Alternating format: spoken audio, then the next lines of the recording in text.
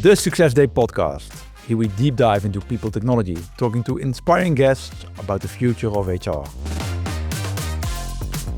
And actually, I see SuccessDay as a European version of CloudRock. First time I heard about CloudRock was on Workday Rising a couple of years back. And I said to my team, hey, these guys are copying us. Because they're doing exactly the same. They're copying us in the UK. Little did I know CloudRock was 2 years older than we are.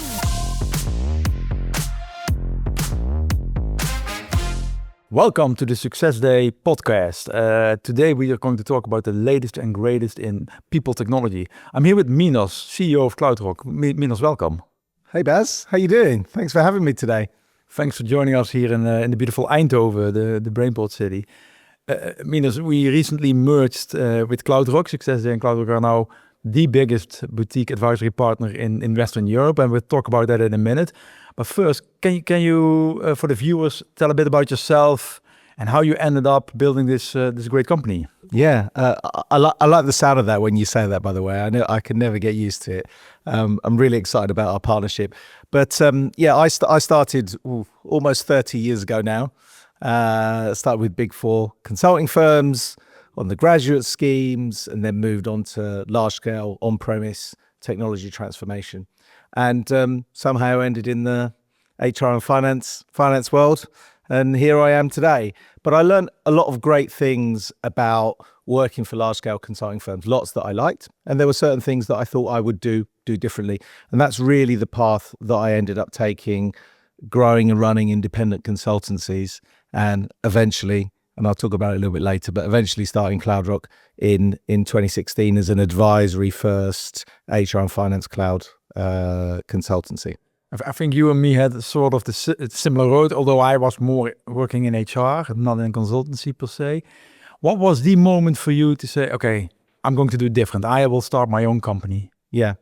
I'll talk about why I started CloudRock, okay? Because I'd had a couple of previous companies prior to CloudRock, and there were some great learnings there. But I would compare the time when I started CloudRock to be lots of similarities, lots of parallels with where we are today with the fast pace of innovation and change with AI agents and automation. It certainly feels very similar in terms of organizations that wanted to embark on a cloud journey and move to SaaS. And really what I noticed was organizations didn't really have many options. They didn't have the options of a trusted advisor to help guide them throughout that journey. And that's still true today, actually. CloudRock still, first and foremost, is an advisory acting in that trusted role to help customers navigate their cloud journey. It's just that there's the continuous innovation that you get with that on an ongoing basis now. You've been in the industry almost 3 decades, so you've seen massive changes. I can imagine going from on-prem to SaaS, now going to AI. What is, if you look back 2 or 3 years, what are the biggest changes in the past? And of course, the next question will be, what are the biggest changes you will foresee in the future? Yeah, good question. I think regardless of where a customer is on their journey, the theme is the same. And that theme is, and let's just put AI to one side for now. I'll talk about it at the end. But the theme is you need to get your digital core, you need to get your baseline right. So if you're an organization that has been highly acquisitive, has lots of disparate systems, processes, your reporting is going to be stale, it's going to be very manual, your decision support, talking about AI is a long way away. You need to get your baseline right. So what we're seeing with organizations, particularly over the last couple of years, is trying to get that digital core and trying to get that baseline right. So then they can then build on that, whether that's AI, whether that's automation, whether that's just great decision support from a reporting perspective. If you just look at the recent developments, looking back, let's say 2 or 3 years, what kind of changes have you seen? Yeah, great question. I think the themes are exactly the same, regardless of where you are on your cloud transformation journey. So what do I mean by that? Imagine if you're a large-scale organization, you've been highly acquisitive, you've got lots of disparate systems, disparate processes, your reporting will be stale, your decision support for you to be able to run your business, it just won't be there. Unless you embark on a digital transformation journey with probably one of the leading vendors. You've got to get your baseline right. So we're seeing a trend in those organizations focusing on, let's get that digital core right, let's get that baseline right, and then we can start leveraging everything that brings, whether that's AI, automation, or anything else. But similarly, you have customers that perhaps were early adopters in moving to the cloud.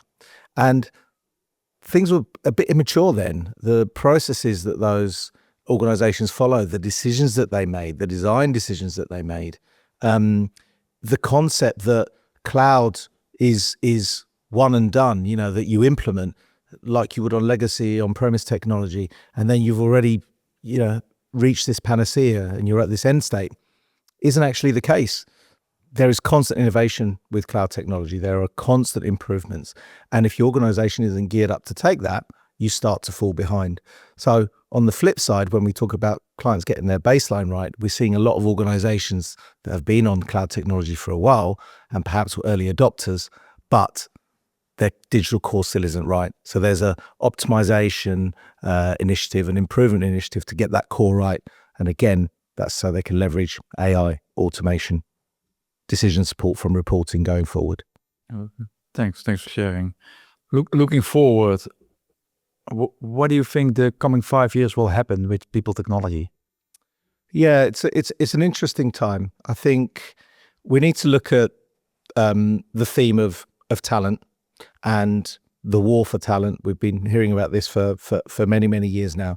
But I think there's going to be a different shift with the AI lens and humans acting as curators, conductors. There's a phrase that I use with my team: the human will be the conductor, but they can have their own orchestra now with AI.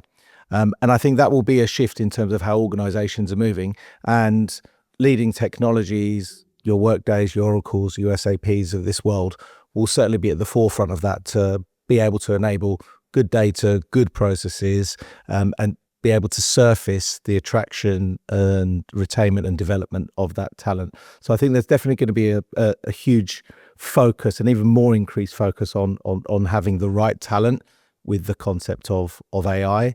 And then I also think as well, the adoption of agents, thinking of agents as another employee, as another worker. Again, you don't want to be letting them loose totally unsupervised, a bit like you wouldn't have a junior analyst working without supervision or quality assurance from their boss. So I think it'll be quite interesting seeing how those two kind of merge, where you have the humans as the curators and the conductors, and then autonomous agents acting as employees that are performing high volume or repetitive or labor intensive tasks. Yeah, I think that's where it's going. And the funny thing is, I just realized what you were saying. If I look at my friends, my kids, my girlfriend, when they talk about ChatGPT, they talk about him or her.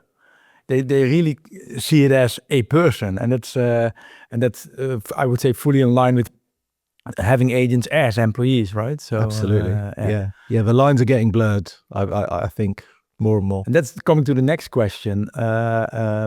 Looking at current state and future state, who in a company should, let's say, own technology? Is that, as it is now, traditionally often IT that owns the contract and etc., or is it more the functions like finance function and the people function?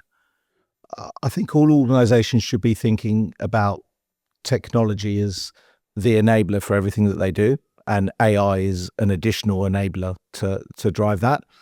One of the key challenges that we see in organizations at the moment isn't so much the desire to adopt particular technology or AI functionality. It's about getting the right governance in place and controls. This isn't the equivalent of an agent going off and booking your holiday, or finding you a restaurant that's really difficult to get into, or doing some research for you on the shows that are available in London for a weekend that you're there. This is enterprise data. This is really, really important stuff. So security needs to be at the forefront. So I'd say the first step is organizations need to get their governance right in terms of how they're going to adopt and own this technology that touches HR, finance, frontline workers, whatever that might be that's relevant to your organization. Then once you have that agreed governance and approval in place. I think it's about looking at how you can embed it in every single part of your organization. I don't think this is a top-down IT dictate. They provide the framework, the structure, the governance, and the approvals. And I think it's the responsibility of all functions to challenge themselves on how can I take an AI-first approach to complement and make my team supercharged effectively. Recently, I was talking to a CHRO, and he said, "What I now see, I'm at the forefront. I want to adopt and embrace AI, but I see my IT department, because it's new technology, acting the same as when we went from on-prem to SaaS, so holding back, and I cannot make my innovation." What kind of advice would you have for both the CIO and the CHRO in this? I think a lot depends on the type of organization that you are, the type of organization that you are culturally, the type of organization in terms of where you sit against your peers. Are you forward thinking? Are you risk averse? And all of these factors come in to whether or not you want to be at the forefront, make decisions quickly, put the governance in place so you can leverage this technology before your competitors and gain competitive advantage. Or do you want the Apple model, which is wait, sit back, see what happens, what's the winning technology, adopt that and do it better. Okay. And there's no right or wrong answer, but they're two very, very deliberate strategies of going early, going first. There'll be some mistakes and bumps on the way, but you'll get the benefits sooner, or sitting back, holding back, and the risk that comes with, but a more risk averse approach in terms of adopting a winning tech. And if I can add something to that, I often advise CHROs, you always need to talk about the business problem you are going to solve, instead of only talking about, hey, there's new technology, there is AI, we need to embrace it. The why is often forgotten in the board. The why they often forget in the boardroom, right? And I think that's important. Yeah, no, absolutely. And I think that translates as well. If you're talking about embarking on a large cloud-based ERP transformation, we often see the why, the business case, why are we actually doing this, is lost. And you've got to keep on reminding yourself on the reason why you're doing something and the primary focus, so you can actually achieve your mission. You're not going to achieve your mission if you're trying to go to the moon and you get distracted and you go to Mars just because Mars looks exciting, right? Exactly. Another question.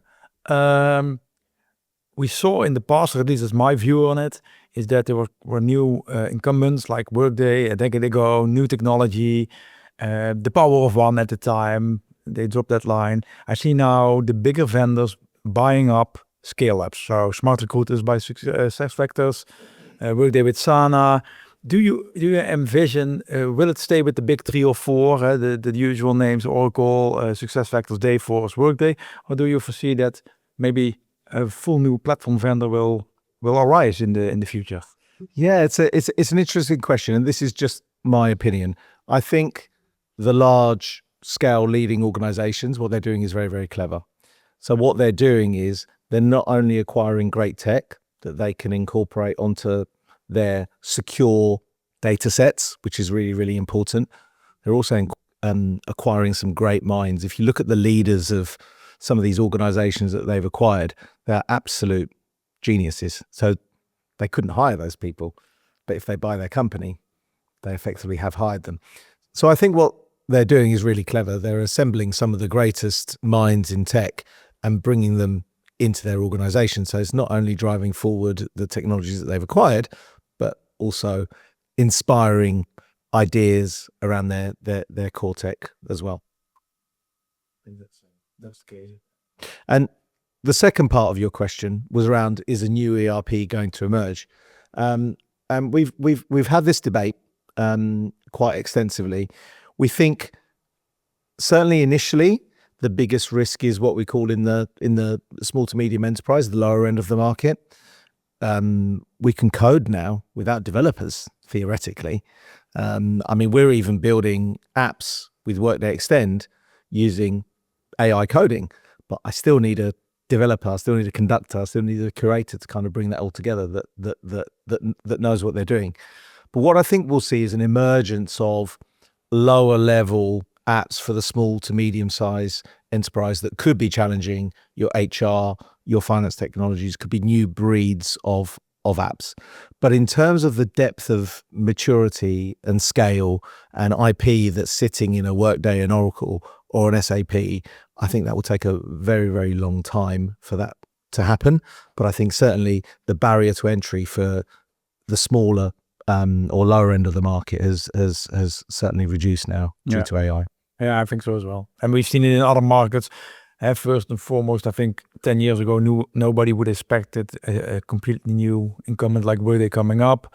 We saw it in automotive where Tesla came in. So it might happen, but I think the entry barrier, especially for not only large, but also medium enterprise, but global companies, then you need quite some technology to be part of the game, I think. Yeah, absolutely. If you CloudRock, like SuccessDay, we also advise companies. Have you ever had a customer that you said, you are going for a technology investment, but you shouldn't for a reason?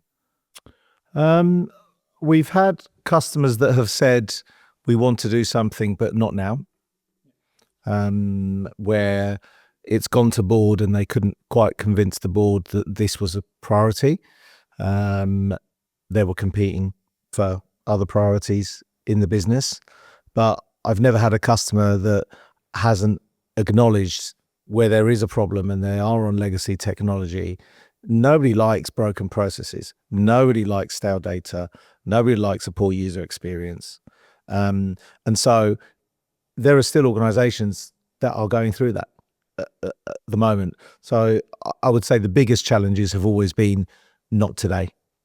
And it could be in the future, and then it goes back for resubmission. And actually, I'm working with a customer at the moment in the Nordics where they've had a couple of bites of the cherry, and now it's finally been approved, and now they're embarking on that journey because they're ready to make that investment.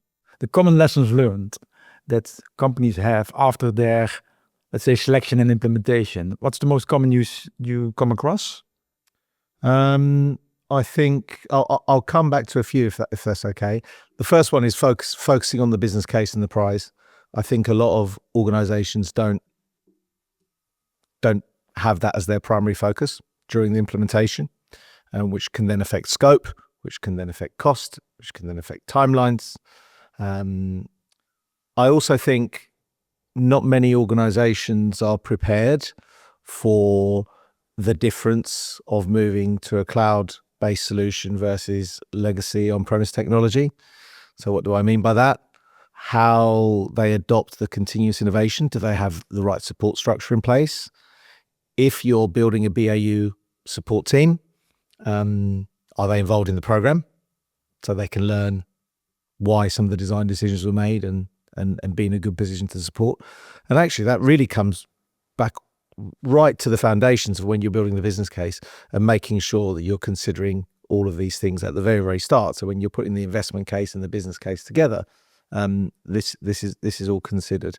And then the final point, which again is a common thread, is around the governance and decision-making piece.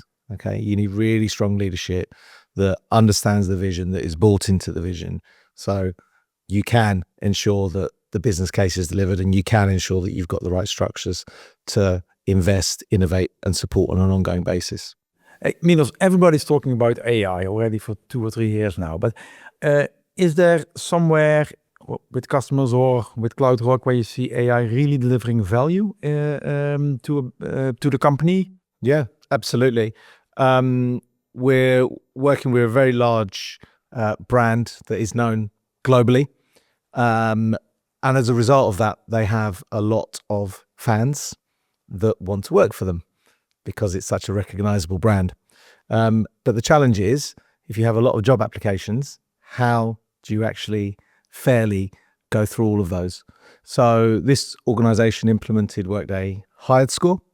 They're using it for screening and scoring applicants. So they get tens of thousands of applications a year for the hundreds of jobs that they're hiring for. And what they've actually seen is an improvement in time to hire. They've seen an improvement in the quality of the candidates that they're bringing through. And I think they were one of the first Workday hired score implementations in the UK. So yes, they've implemented it, they've gone live, and they're already seeing tangible value coming out of that. That's just one example. The innovations go fast, really fast. And we talked about that the bigger vendors now take over niche players to keep up with innovation. But as a company, what do you think a company should do to keep up with the speed of innovation, to not fall behind 2 or 3 years? Yeah, I think I'll keep repeating myself, but if you've got your baseline right, the next step is making sure that you have a plan, that you have a roadmap, that you have the governance in place, the internal team in place,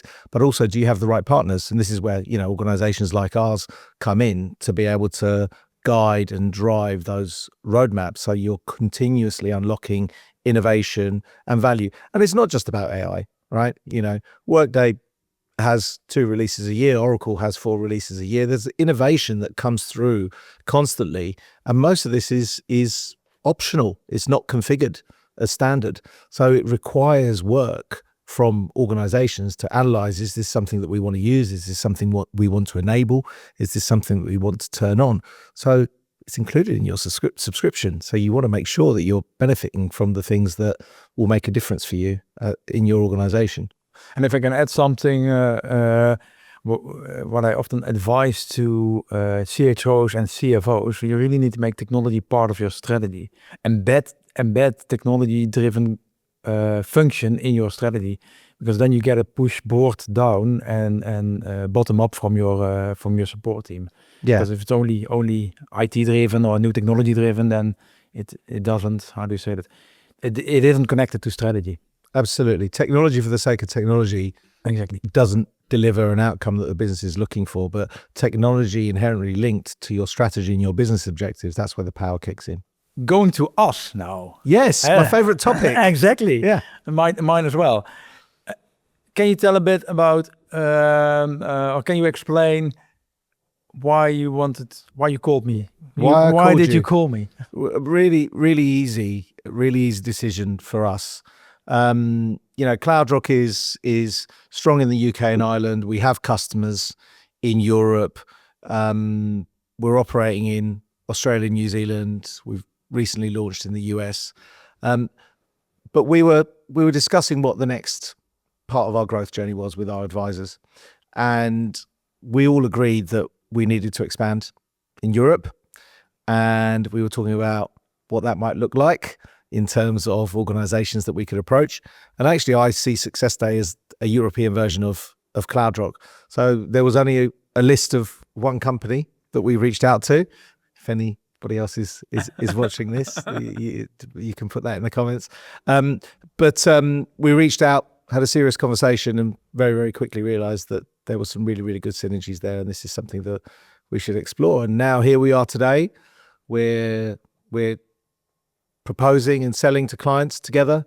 We're delivering projects for clients together already.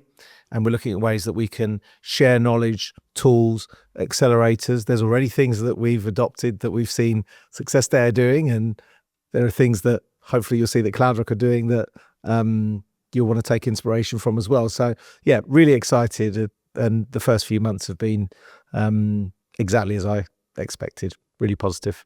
Same here. The moment we met, and I already knew you, and that's maybe interesting story. First time I heard about CloudRock was on Workday Rising a couple of years back. And I said to my team, hey, these guys are copying us, because they're doing exactly the same. They're copying us in the UK. Little did I know what CloudRock was 2 years older than we are, and already had to double in size in employees. And but when you called me, it's a bit corny, but it felt like match made in heaven, because culturally we are exactly the same. The values are exactly the same. The passion is the same, and now coming together, you see different types of clients adding much more value, and growth lies ahead. Yeah, I mean, you could have presented to our advisors about why the two companies are so aligned. They're copying us. Yeah, that's a great compliment. But seriously, our services are advisory first, technical specialists in SI second, and that's what customers are looking for now. Organizations that can act as their advisor, that they can trust, but that can put their arms around everything and actually execute and make it happen for them as well. So yeah, really excited to form this great super boutique, as we call it. Absolutely. And it's all about long-term partnership, having the right level of seniority. That's also important. And I think you said it as well, getting a system live, that's the easy part, right? It's about the advisory, the long-term vision, and having a team around you that supports you. That's the best compliment I think we both got as companies, is your people feel like our people. In terms of when we have customers, they say, your people feel like our people. And that's the best compliment you can get. Minos, we talked about similarities of the both companies. What are the things that we can really leverage on each other, where we are different? Yeah, good question. For me, there's three things, okay? Number one, apps. We've built and have brought apps to enterprise-grade customers, which SuccessDay are now selling and bringing to the market over here. And in fact, we're jointly developing some ideas that are legal and regulatory requirements over here in the Netherlands. So super excited about that. Number two, finance transformation. CloudRock is really strong in finance transformation, and it's been emerging for SuccessDay. So we're now collaborating on large-scale finance transformations, which is super exciting. And then the last piece is these large-scale enterprise-grade customers in the Benelux, in the Nordics, in DACH, that they've been live on their cloud technology for a while, but they're oil tankers. It's very, very difficult for them to actually turn around.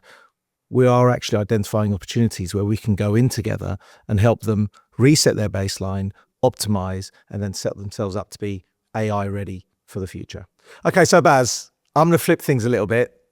You've been asking all the questions. I want to ask you a question, if that's okay. Okay, what can we learn? What can CloudRock learn from SuccessDay? I think one of the items that comes to mind first is the Dutch directness. We are very direct, and I think the example, as you know already. So directness forces to make decisions fast. So we are direct. We are also strong in governance, and there I think already we are learning from each other. Second, we are both known for our workday capabilities, right? We're both agnostic. SuccessDay is also an Oracle system implementer, and using tools like Dayforce and SuccessFactors as well. So that's two things. The third thing is we do a lot of things outcome-based, fixed fee, and there we can learn from each other. Minos, last question. SuccessDay, it's in our name. What is your tip of to build a successful company? Yeah, I think it's really simple. Number one, just recognize success is not a straight line, okay? You're going to have your ups, you're going to have your downs, but to build on that, you need to learn, and not just learn from your failures. Everybody says learn from your mistakes. I think it's just as important, if not more important, to learn from your successes, because sometimes you got a little bit lucky, right? So you just got to accept there are things that you've done well, there are things that could be better. Continue to learn, dust yourself off on the lows, celebrate the highs, and all will be well. And then I have one additional question. What is the success where you learned the most from? Oh, the success I learned the most from, I think it will be the mistakes I made in the early part of my career, absolutely.